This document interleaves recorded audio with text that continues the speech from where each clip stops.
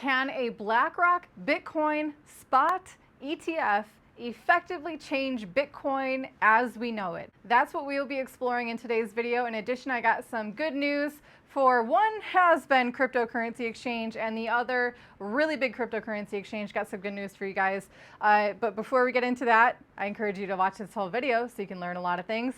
Hit subscribe. We put out videos every day. Hit the like button if you enjoy these videos. And even more so, we have a really cool membership, the CT Club. There's a link for it down below in the video description. That is for those of you who want to know what we are doing with our cryptocurrencies and why, which ones we're buying, which ones we're letting go of, and which ones we are accumulating with a lot of optimism for the next bull run. Don't let us be the only ones anticipating the next bull run, guys. That's what Toby was talking about in the last video about it being the loneliest bull run ever. I think it might be taking some people off guard. So don't be that guy. Let's start accumulating and be prepared for the cycles that ultimately come. So right off the bat, we have good news for FTX customers. For those of you who were a customer, had funds on FTX at the time of them declaring bankruptcy, or even could be 6 months before they declared bankruptcy, it has now been deemed that all customer names will be kept private in the course of this court case of their bankruptcy proceedings. So it's good news. Privacy is being protected. Kind of makes me wonder, who else was a FTX customer that wants to make sure that their name does not get released to the public? Anyway, either way, it's going to blanket protect all FTX users, so that's good news. More good news is between the SEC and Binance.us, it seems like they have come to a compromise that potentially will not require them to have this restraining order to freeze funds of Binance.us. All they have to do, all Binance US has to do, is make sure that they can prove that Binance International does not have access to Binance US customer funds. How they prove that, how they bring those keys on shore is yet to be seen. Also, this agreement is yet to be officially ruled on by a judge, but it seems like a compromise is in order. So for those of you who still have funds on Binance.us, maybe they won't be frozen just yet. This is your daily reminder. Get your funds off of a cryptocurrency exchange that you don't want to be locked there forever. Next up, and the main topic of today's video, BlackRock. They have tossed their hat in the ring of a Bitcoin spot ETF, not a futures ETF, which, the US will happily approve a futures ETF because, that one allows them to manipulate the price of Bitcoin in far greater ways than a spot ETF.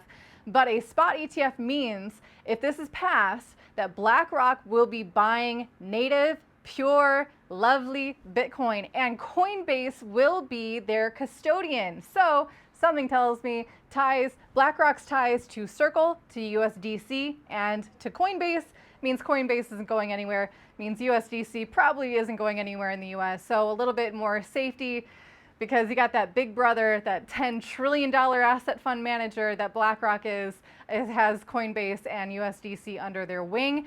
So here is a tweet from Chris Black on Twitter. It's an excellent thought experiment. Some Bitcoin maxis got a little triggered on this one. Some think it's dangerous to think outside the box of what could possibly happen, and some think that this is just a conspiracy theory. I land on the other side of that, where, to fully understand all the potential futures of Bitcoin, you got to be willing to go out there and have these thought experiments. So this is what he says. BlackRock runs first and largest Bitcoin ETF, totally possible with BlackRock being the submission of that, becomes wildly successful, heavily funds Bitcoin development, proposes regulatory and eco-friendly proof of stake fork, loses community opinion but adopts fork as Bitcoin anyway, as do most governments, and proof of work fork just for pirates and El Salvador, or the whole rest of the world, and the US will have this crappy proof of stake forked version of Bitcoin. That last part was my little intake. He didn't say that.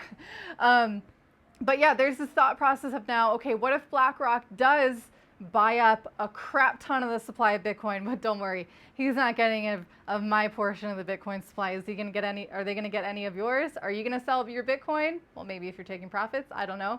Anyway, basically the fact that BlackRock could heavily invest in the development of Bitcoin and heavily influence how Bitcoin is developed. There's a lot of people who have strong opinions on things like Blockstream, things like SegWit, and produced Bitcoin Cash SV, and a million other Bitcoin forks, it seems like.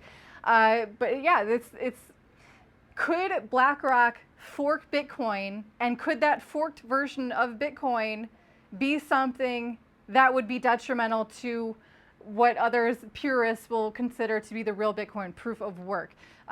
Plenty of people have a legitimate, and it is true, that the main strength and value comes from Bitcoin network being distributed, being decentralized, and being proof of work consensus. That prevents the rich from getting richer, the big bag holders from directly infiltrating and affecting how the network develops. There are some people commenting on this Twitter thread, I will not name names, they're definitely Bitcoin maximalists, who are calling this a conspiracy theory, basically calling to trust BlackRock, that BlackRock understands that the value of Bitcoin comes from it being proof of work. And to me, blockchain technology and a distributed network means it's trustless. You don't have to trust that anyone won't affect it because it is unable to be affected. Yes, anyone can fork the Bitcoin network, but they cannot make it as, you know, the first successful cryptocurrency, the best strength in use case, the strongest market share in the whole cryptocurrency space. Bitcoin, as we know it, BTC, has a lot going for it. And if anyone wants to fork it, go for it. But to convert the Bitcoin crowd and the cryptocurrency crowd into what effectively would be government-issued Bitcoin.